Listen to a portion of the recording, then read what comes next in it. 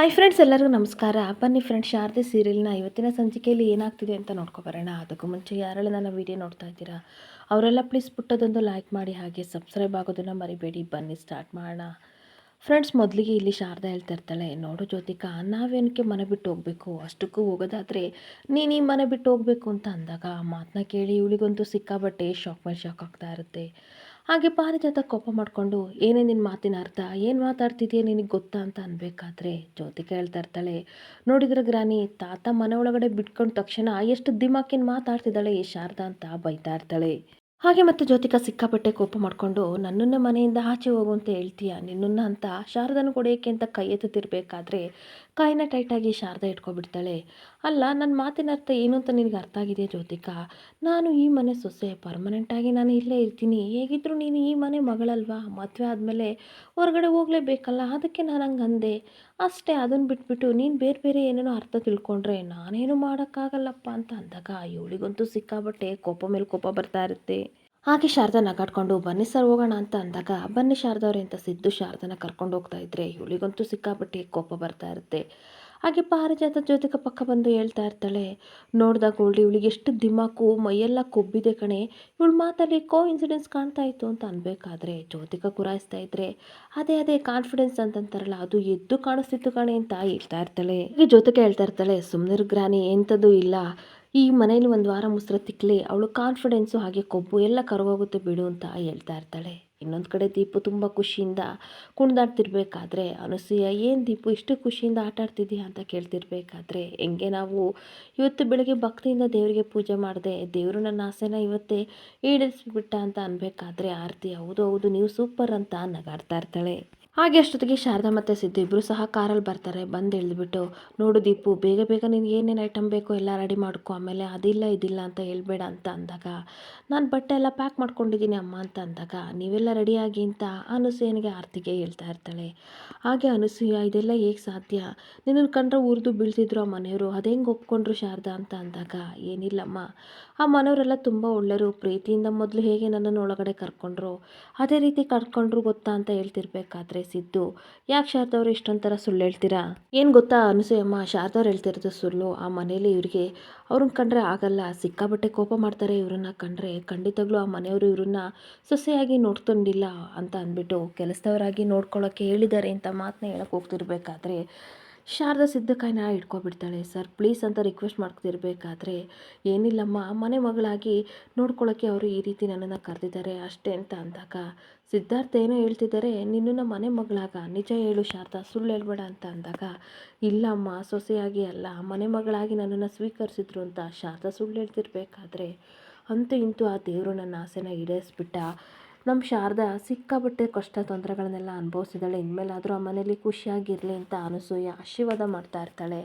ಹಾಗೆ ಮನೆ ಲಗೇಜ್ ಎಲ್ಲನೂ ಸಹ ಸಿದ್ದು ಪ್ಯಾಕ್ ಮಾಡ್ತಾ, ನಡ್ರಿ ಹೊರಡೋಣ, ಕಾರಲ್ಲಿ ಕುತ್ಕೊಳ್ಳಿ ಅಂತ ಅಂದಾಗ ಅನಸೂಯ, ನಾನು ಆ ಮನೆಗೆ ಬರಲ್ಲ ಅಂತ ಹೇಳ್ತಾ ಇರ್ತಾಳೆ. ಹಾಗೆ ಶಾರದಾ ಸಿದ್ದು, ಯಾಕಮ್ಮ ಅಂತ ಕೇಳ್ತಿರ್ಬೇಕಾದ್ರೆ, ನಮ್ಮೂರಲ್ಲಿ ಒಂದು ಗಾದೆ ಇದೆ, ಅಂಗಾಲಾದರೂ ಕಂಗಾಲಾಗಬಾರ್ದು ಅಂತ ಇದೆ, ಹಾಗೆ ನೀವಿಬ್ಬರು ಸುಖವಾಗಿರ್ಬೇಕಂತ ದೇವರಲ್ಲಿ ಹರಕೆನ ಮಾಡ್ಕೊಂಡಿದ್ದೆ, ಹಾಗೆ ಹರಕೆನ ತೀರಿಸಿ ನಮ್ಮೂರಲ್ಲಿ ನಾನು ಇರ್ತೀನಿ, ದಯವಿಟ್ಟು ನನ್ನನ್ನು ಬಾರಮ್ಮ ಅಂತ ನೀವಿಬ್ಬರು ಕರಿಬೇಡಿ, ಅದು ನಿಮ್ಮ ಊರು, ಹಾಗೆ ಅದು ನಿಮ್ಮ ಮನೆ ಇರ್ಬೋದು, ಆದರೆ ನನಗೆ ಅದು ಪರಸ್ಥಳ, ದಯವಿಟ್ಟು ಅರ್ಥ ಮಾಡ್ಕೊಳ್ಳಿ ಅಂತ ಅಂದಾಗ, ಯಾಕೆ ಅನಸೂಯಮ್ಮ ಈ ರೀತಿ ಮಾತಾಡ್ತಿದ್ದೀರಾ, ನಾವೆಲ್ಲ ಇರಬೇಕಾದ್ರೆ ನೀವು ಯಾಕೆ ದೂರ ಹೋಗ್ತೀರಾ ಅಂತ ಸಿದ್ದು ಕೇಳ್ತಾ ಇರ್ತಾನೆ. ಹಾಗೆ ಈ ಕಡೆ ಆರ್ತಿನೂ ಸಹ, ಅನಸೂಯಮ್ಮ ಪ್ಲೀಸ್ ಬರಲ್ಲ ಅಂತ ಹೇಳ್ಬೇಡಿ, ಇಷ್ಟು ದಿನ ನಾವು ನಿಮಗೆ ತುಂಬ ಹೊಂದ್ಕೊಂಡಿದ್ದೀವಿ, ಅಮ್ಮನ ಪ್ರೀತಿನ ಕೊಟ್ಟಿದ್ದೀರಾ, ಬರಲೇಬೇಕು ಅಂತ ಅಂದಾಗ, ಯಾಕಮ್ಮ ಈ ರೀತಿ ಅಂತೀರಾ, ಅದು ನಮ್ಮನೆ ಅಲ್ವಾ ಅಂತ ಶಾರದಾ ಕೇಳ್ತಿರ್ಬೇಕಾದ್ರೆ, ಹಾಗಲ್ಲ, ನಿನಗೆ ಅರ್ಥ ಆಗಲ್ಲ, ಆ ಮನೇಲಿ ನೀನು ಹೊಂದ್ಕೊಂಡು ಹೋಗಲೇಬೇಕು ಅಂತ ಅಂದಾಗ ದೀಪು, ಇಲ್ಲ ಇಲ್ಲ ಅಜ್ಜಿ, ನೀವು ಬರಲೇಬೇಕು, ನಾನು ದೇವ್ರ ಹತ್ರ ಎಲ್ಲರೂ ಆ ಮನೆಗೆ ಹೋಗ್ಬೇಕಂತ ಕೇಳ್ಕೊಂಡಿದ್ದೀನಿ, ಎಲ್ಲರೂ ಅಂತ ಅಂದರೆ ಅದರಲ್ಲಿ ನೀವು ಸೇರ್ಕೋತೀರಾ, ನನಗೆ ಅದೆಲ್ಲ ಗೊತ್ತಿಲ್ಲ, ನೀವು ಬರಲೇಬೇಕು ಅಂತ ಅಂದಾಗ,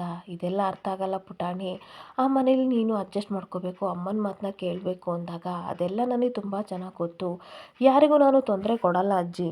ಹಾಗೆ ದೀಪ ಹೇಳ್ತಾ ಇರ್ತಾಳೆ, ನಾನು ನಿಮ್ಮ ಮುದ್ದಿನ ಮೊಮ್ಮಗಳು ಅಂತ ಯಾವಾಗಲೂ ಹೇಳ್ತಾ ಇರ್ತೀರಲ್ವ, ಈ ಮೊಮ್ಮಗಳು ಮಾತನ್ನ ಕೇಳಲ್ವ ಅಂತ ಅಂದಾಗ, ಅರೆ ನನ್ನ ಮುದ್ದಿನ ಮೊಮ್ಮಗಳು ಮತ್ತೆ ಹಠ ಮಾಡ್ತಿದ್ದಾಳಲ್ಲ, ನೋಡು ದೀಪು, ಊರಲ್ಲಿ ಸ್ವಲ್ಪ ಕೆಲಸ ಇದೆ, ಅದನ್ನು ಮುಗಿಸ್ಕೊಂಡು ಬಂದು ಮತ್ತೆ ನಾನು ನಿಮ್ಮ ಹತ್ರ ಇರ್ತೀನಿ, ಅರ್ಥ ಮಾಡ್ಕೋಕಂದ ಅಂತ ಅಂದಾಗ, ಓ ಹೌದಾ, ಯಾವಾಗ ಬರ್ತೀರಾ ಅಂದಾಗ, ಆದಷ್ಟು ಬೇಗ ಕೆಲಸ ಮುಗಿಸಿ ಬರ್ತೀನಿ ಪುಟಾಣಿ, ಫೋನ್ ಮಾಡ್ತೀನಿ ಅವಾಗ ಬಂದು ನನ್ನನ್ನು ಕರ್ಕೊಂಡು ಹೋಗು ಅಂತ ಅಂದಾಗ, ನಿಮಗೇನಾದರೂ ಕೆಲಸಕ್ಕೆ ಹೆಲ್ಪ್ ಬೇಕು ಅಂತಂದರೆ ಅಪ್ಪನ ಕಳಿಸ್ತೀನಿ. ಹಾಗೆ ಅಮ್ಮ, ನಾನು, ಆರತಿ ಅತ್ತೆ ಎಲ್ಲರೂ ಸಹ ಬಂದು ಹೆಲ್ಪ್ ಮಾಡ್ತೀವಿ. ನೀವು ಆದಷ್ಟು ಬೇಗ ಬರಬೇಕು ಅಜ್ಜಿ ಅಂತ ದೀಪು ಕಣ್ಣೀರು ಹಾಕ್ಕೊಂಡು ಹೇಳ್ತಿರ್ಬೇಕಾದ್ರೆ, ಬರ್ತೀನಿ ಬಂಗಾರಿ, ಇವಾಗ ನೀನು ಬ್ಯಾಗ್ ತೊಗೊಂಡೋಗಿ ಕಾರಲ್ಲಿಡು ಅಂತ ಅಂದಾಗ ದೀಪು ತುಂಬ ಖುಷಿಯಿಂದ ಕಾರ್ ಹತ್ರ ಹೋಗ್ತಾ ಇರ್ತಾಳೆ. ಆದರೆ ಸಿದ್ದು ಹೇಳ್ತಾ ಇರ್ತಾನೆ, ದೀಪಗಂತೂ ಏನೋ ಒಂದು ಮಾತೇಳಿ ನೀವು ಅವಳ ಬಾಯಿನ ಮುಚ್ಚಿಬಿಟ್ರಿ, ಆದರೆ ನಮಗಂತೂ ನಿಮ್ಮನ್ನು ಬಿಟ್ಟಿರೋಕ್ಕಾಗಲ್ಲ, ನಮ್ಮ ಜೊತೆ ನೀವು ಬರಲೇಬೇಕು ಅನಸೂಯಮ್ಮ ಅಂತ ಸಿದ್ದು ಹಠ ಮಾಡ್ತಾ ಇರ್ತಾನೆ. ಹಾಗೆ ಶಾರದನು ಸಹ ಕಣ್ಣೀರು ಹಾಕ್ಕೊಂಡು, ಅಮ್ಮ ಇಷ್ಟು ದಿನ ನನ್ನ ಜೊತೆ ಇದ್ರಿ, ಇವಾಗ ನನ್ನನ್ನು ಬಿಟ್ಟು ಹೋಗ್ತೀರಾ ಅಂತ ಅಂದಾಗ, ಕಣ್ಣೀರು ಹಾಕ್ಬೇಡ ಶಾರದಾ, ಮುಂದೆ ಏನು ಡಿಸಿಷನ್ ತೊಗೋಬೇಕು, ಯಾವ ನಿರ್ಧಾರ ತೊಗೋಬೇಕಂತ ನಾನು ಯೋಚನೆ ಮಾಡಿದ್ದೀನಿ, ಹಾಗೆ ನನ್ನ ಬಸ್ನ ಪತ್ರ ಬಿಟ್ಟು ಹೋಗಿ ಅಂತ ಅಂದಾಗ ಶಾರದಾ ಕಣ್ಣೀರು ಹಾಕ್ಕೊಂಡು ಅನಸೂಯನ ಹಗ್ ಮಾಡ್ತಾ ಇರ್ತಾಳೆ. ಹಾಗೆ ಲಗೇಜ್ ಎಲ್ಲ ಪ್ಯಾಕ್ ಮಾಡಿಕೊಂಡು ಹೊರಗಡೆ ಬಂದ ತಕ್ಷಣ ಒಟ್ಟಾರದ ಜನಗಳೆಲ್ಲ ಬರ್ತಾರೆ. ಕುಡ್ಕ ಮಂಜುನಾಥ್ ಹೇಳ್ತಾ ಇರ್ತಾರೆ, ಇದೇನಿದು ಲಗೇಜ್ ಎಲ್ಲ ತಗೊಂಡು ಊರು ಬಿಟ್ಟು ಎಲ್ಲಿಗೆ ಹೋಗ್ತಾ ಇದ್ದೀರಾ ಅಂತ ಅಂದಾಗ, ಎಲ್ಲಿಗೂ ಇಲ್ಲ, ನಮ್ಮ ಮನೆಗೆ ಹೋಗ್ತಾ ಇದ್ದೀವಿ ಅಂತ ಶಾರದಾ ಸಿದ್ದು ಹೇಳ್ತಿರ್ಬೇಕಾದ್ರೆ, ಬಟ್ಟಿ ಬಂಗಾರಮ್ಮ, ಹೌದು ನಿಮ್ಮ ಮುಖದಲ್ಲಿ ಎದ್ದು ಖುಷಿ ಕಾಣ್ತಾ ಇದೆ ಎಂದಾಗ ಮಂಗಳಮ್ಮನೂ ಸಹ, ನೀವೆಲ್ಲ ನಿಮ್ಮ ಗೂಡನ್ನ ಸೇರ್ಕೋತಿದ್ದೀರಲ್ಲ, ನಮಗೆಲ್ಲ ಸಿಕ್ಕಾಬಟ್ಟೆ ಖುಷಿ ಆಗ್ತಿದೆ ಅಂತ ಹೇಳ್ತಾ ಇರ್ತಾರೆ. ಹಾಗೆ ಸಿದ್ದು, ಹೌದು ನಮ್ಮೂರು ನಮ್ಮ ಮನೆ ಅನ್ನೋದಂದರೆ ಎಷ್ಟಿಷ್ಟ ಅಲ್ವಾ ಅಂತ ಹೇಳ್ತಾ ಇರ್ತಾನೆ.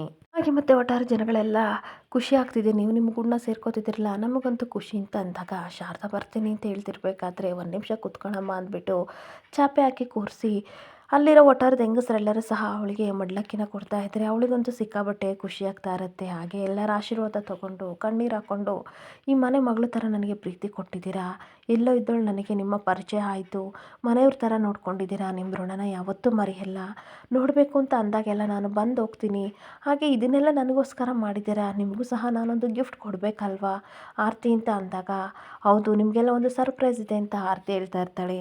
ಹಾಗೆ ವಾಷಿಂಗ್ ಮಿಷಿನ್ನ ತಂದುಬಿಟ್ಟು, ಇದು ನಾನು ನಿಮಗೆ ಕೊಡ್ತಿರೋ ಚಿಕ್ಕ ಗಿಫ್ಟು, ನಿಮ್ಮ ಹತ್ರ ವಾಷಿಂಗ್ ಮಿಷಿನ್ ಅಲ್ಲ ಅಂತ ನನಗೆ ತುಂಬ ಚೆನ್ನಾಗಿ ಗೊತ್ತು, ಇದನ್ನು ನೀವು ಯೂಸ್ ಮಾಡ್ಕೊಳ್ಳಿ, ಇದು ನಾನು ಕೊಡ್ತಿರೋ ಸ್ಮಾಲ್ ಗಿಫ್ಟ್ ಅಂತ ಅಂದ್ಕೊಳ್ಳಿ ಅಂತ ಶಾರದಾ ಹೇಳ್ತಿರ್ಬೇಕಾದ್ರೆ, ಒಟ್ಟಾರೆ ಜನಗಳೆಲ್ಲ, ಶಾರದಮ್ಮ ನಿಮ್ಮದು ಎಷ್ಟು ಒಳ್ಳೆ ಮನಸ್ಸು, ಇಂಥ ಕಷ್ಟದಲ್ಲೂ ಸಹ ನೀವು ನಮಗೆ ಸಹಾಯ ಮಾಡ್ತಾ ಇದ್ದೀರಾ, ನಿಮ್ಮ ಋಣ ಯಾವತ್ತೂ ಮರೆಯಲ್ಲ ಅಂತ ಅಂದಾಗ, ಸರಿ ನಾವಿನ್ನು ಬರ್ತೀವಿ, ಹಾಗೆ ಮಂಜಣ್ಣ ನೆಕ್ಸ್ಟ್ ಟೈಮ್ ನಾವು ಬರೋ ಅಷ್ಟೊತ್ತಿಗೆ ನೀವು ಕುಡಿಯೋದನ್ನು ಬಿಡಬೇಕು ಅಂತ ಅಂದಾಗ, ನೋಡ್ತೀನಿ ಶಾರದಮ್ಮ ಒಳ್ಳೇದಾಗಲಿ ಅಂತ ಅಂದಾಗ, ಎಲ್ಲ ಒಟ್ಟಾರೆ ಜನಗಳೆಲ್ಲ ಲಗೇಜ್ನ ಕಾರಲ್ಲಿ ಇಟ್ಬಿಟ್ಟು ಬಾಯ್ ಮಾಡಿ ಸಿದ್ದು ಶಾರದನ ಕಳಿಸ್ತಾ ಇರ್ತಾರೆ. ಹಾಗೆ ಇನ್ನೊಂದು ಕಡೆ ಶಾರದಾ ಸಿದ್ದು ಮನೆಗೆ ವಾಪಸ್ ಬಂದರು ಅಂತ ಆರತಿ ಪಟಾಕಿನ ಖುಷಿಯಿಂದ ಹೊಡಿತಾ ಇರಬೇಕಾದ್ರೆ ಆ ಸೌಂಡ್ ಕೇಳಿ ಈ ಕಡೆ ದಶರಥ, ಏನಿದು ಹೊರಗಡೆ ಪಟಾಕಿ ಸೌಂಡ್ ಬರ್ತಿದೆಯಲ್ಲ, ಏನಾದರೂ ಹಬ್ಬನಾ, ಇಲ್ಲ ಹಾಗಾದರೆ ಮ್ಯಾಚ್ ಏನಾದರೂ ವಿನ್ ಆಯ್ತಾ, ಏನೂ ಇಲ್ವಲ್ಲ, ಏನು ಕುಡಿತಿದ್ದಾರೆ ಅಪ್ಪ ಅಂತ ಅಂದಾಗ, ನನಗೂ ಅದೇ ಗೊತ್ತಾಗ್ತಿಲ್ಲ ಅಂತ ತಾತ ಹೇಳ್ತಾ ಇದ್ರೆ, ಅಷ್ಟೊತ್ತಿಗೆ ಪಾರಿಜಾತ ಬಂದುಬಿಟ್ಟು, ಪಟಾಕಿ ಹೊಡಿತಿದ್ದಾರೋ ಅಥವಾ ಬಾಂಬ್ ಗಿಂಬ್ ಹಾಕ್ತಿದ್ದಾರೋ ದಶರಥ ಅಂತ ಅಂದಾಗ, ಬಾಂಬ್ ಹಾಕೋರು ಯಾರೂ ಇಲ್ಲ, ಹಾಕಿದರೆ ನೀನೇ ಹಾಕಬೇಕು,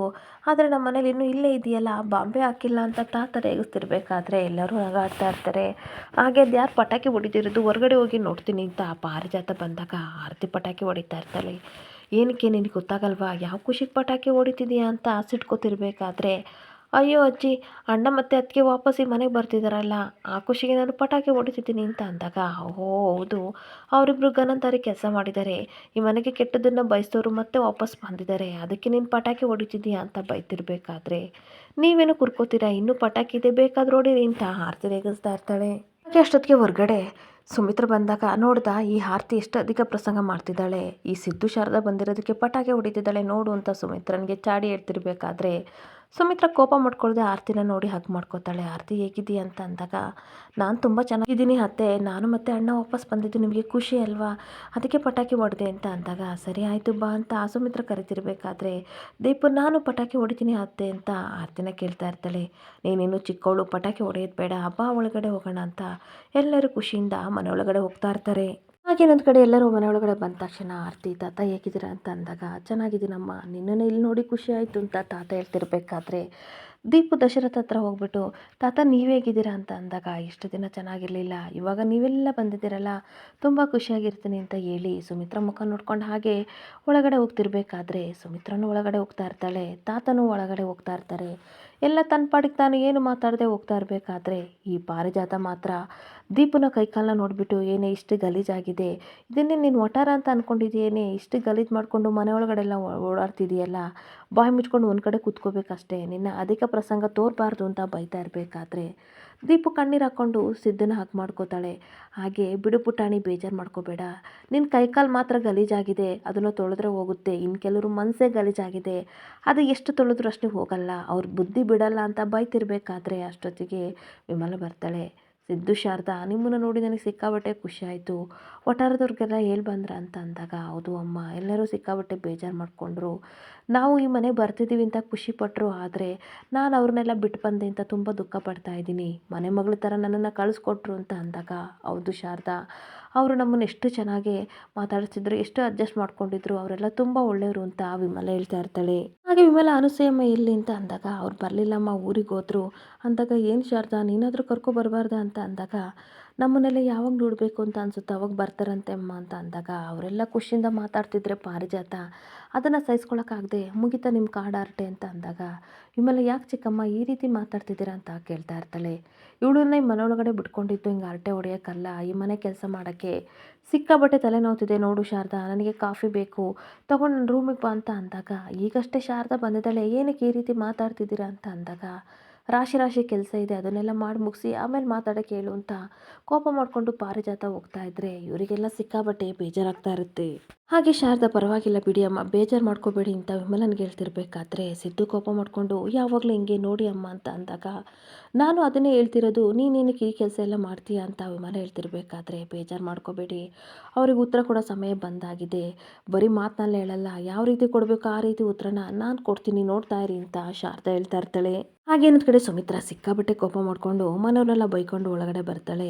ಈ ಮನೇಲಿ ಸುಮ್ಮನೆ ನಾನು ಇರೋದು ನನ್ನ ಮಾತು ಯಾರನ್ನೂ ಕೇಳಲ್ಲ, ಶಾರದಾ ಮನೆಯೊಳಗಡೆ ಬರೋದು ಬೇಡ ಅಂತ ಎಷ್ಟು ಹೇಳಿದ್ರು ಸಹ ನನ್ನ ಮಾತು ಕೇಳದೆ ಮನೆಯೊಳಗಡೆ ಬಿಟ್ಕೊಂಡ್ರು, ನನಗೆ ಅವಳನ್ನ ಕಂಡ್ರೆ ಆಗಲ್ಲ ಅಂತ ಕೂಗಾಡ್ತಿರ್ಬೇಕಾದ್ರೆ ಅರ್ಥ ಮಾಡ್ಕೊಳ್ಳೆ ಸುಮಿತ್ರಾ ಅಂತ ದಶರಥ ಸಮಾಧಾನ ಮಾಡೋಕ್ಕೆ ಬಂದರೆ ಸಿಕ್ಕಾಬಟ್ಟೆ ಕೋಪ ಮಾಡಿಕೊಂಡು ದಪ್ಪ ಕಣ್ಣು ಬಿಡ್ಕೊಂಡು ದಶರಥನ ಗುರಾಯಿಸ್ತಿರ್ಬೇಕಾದ್ರೆ ಈ ರೀತಿ ಕಣ್ಣು ಬಿಡಬೇಡವೆ ಸುಟ್ಟೆ ಹೋಗ್ತೀನಿ ಅಂತ ಅಂದಾಗ ಹೌದು ಬಿಡ್ರಿ ನಿಮಗೆ ನನ್ನ ಕೋಪ ಮಾತ್ರ ಕಾಣುತ್ತೆ ನನ್ನ ಮನಸ್ಸಿನ ನೋವು ಅರ್ಥ ಆಗಲ್ಲ ಅಂತ ಕೂಗಾಡ್ತಾ ಇರ್ತಾಳೆ. ಹೀಗೆ ಎಲ್ಲ ಕಣ್ರಿ ಶಾರದೆ ಮನೆಗೆ ನಿಮಗೆ ಏನೆಲ್ಲ ಮಾಡಿದಾಳೆ ಅದನ್ನೆಲ್ಲ ಮರ್ತು ಬಿಟ್ರೆ ಆದರೂ ಏನಕ್ಕೆ ಅವಳನ್ನ ಮನೆ ಒಳಗಡೆ ಸೇರಿಕೊಂಡ್ರಿ ನಿಮ್ಮ ಬುದ್ಧಿಗೆ ಏನಾಗಿದೆ ಅಂತ ಅಂದಾಗ ಆ ಮಾತನ್ನ ಕೇಳ್ಕೊಂಡು ಶಾರದಾ ಸಿಕ್ಕಾಬಟ್ಟೆ ಕಣ್ಣೀರಾಗ್ತಾ ಇರ್ತಾಳೆ.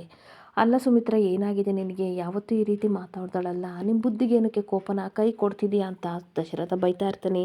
ಹಾಗೆ ನೀನು ಏನು ಮಾತಾಡ್ತಿದ್ಯಾ ಅಂತ ನಿನಗೆ ಅರಿವಿದೆಯಾ ದಯವಿಟ್ಟು ಅರ್ಥ ಮಾಡ್ಕೊಳ್ಳಿ ಅಂತ ಅಂದಾಗ ಹೌದು ನಾನು ಮಾಡೋದು ಮಾತ್ರ ತಪ್ಪು ಅಲ್ವಾ, ಇಡೀ ಮನೆ ಯಾವಾಗಲೂ ಖುಷಿಯಾಗಿರಲಿ ಅಂತ ದೇವ್ರ ಹತ್ರ ಪ್ರಾರ್ಥನೆ ಮಾಡ್ಕೋತೀನಲ್ಲ ಅದು ತಪ್ಪು, ನನ್ನ ಗಂಡನ ಜೀವಕ್ಕೆ ಅಪಾಯ ತಂದಿರೋ ಆ ಶಾರದನ ದ್ವೇಷ ಮಾಡ್ತೀನಲ್ಲ ಅದು ತಪ್ಪು ಅಲ್ವಾ ಅಂತ ಜೋರಾಗಿ ಸುಮಿತ್ರಾ ಕಿಚ್ಚಾಡ್ತಾ ಇರ್ತಾಳೆ. ಹಾಗೆ ನನ್ನ ಮಗಳ ಜೀವನನ ಸರ್ವನಾಶ ಮಾಡಬೇಕು ಅಂತ ಬಂದಾಳಲ್ಲ ಅವಳನ್ನ ದ್ವೇಷ ಮಾಡೋದು ತಪ್ಪಾ ಅಂತ ಕೇಳ್ತಿರ್ಬೇಕಾದ್ರೆ ಯಾಕೆ ಈ ರೀತಿ ಮಾತಾಡ್ತೀಯಾ, ಶಾರದನ ಏನಾದರೂ ಮೊದಲನೇ ಸಲ ನೋಡ್ತಿದ್ಯಾ ಇಲ್ಲ ತಾನೇ, ಅವಳ ಬಗ್ಗೆ ನಿನಗೆ ತುಂಬ ಚೆನ್ನಾಗಿ ಗೊತ್ತಲ್ವಾ ಅಂತ ದಶರಥ ಸಮಾಧಾನ ಮಾಡ್ತಿದ್ರೆ ಶಾರದಾ ಅವ್ರ ಮಾತೆಲ್ಲ ಕೇಳ್ಕೊಂಡು ಸಿಕ್ಕಾಬಟ್ಟೆ ಕಣ್ಣೀರು ಹಾಕ್ಕೊಂಡು ಹೊರಗಡೆ ನಿಂತ್ಕೋತಾಳೆ. ಇಲ್ಲಿಗೆ ಸಂಚಿಕೆ ಎಂಡ್ ಆಗ್ತಿದೆ. Thank you for the watching friends.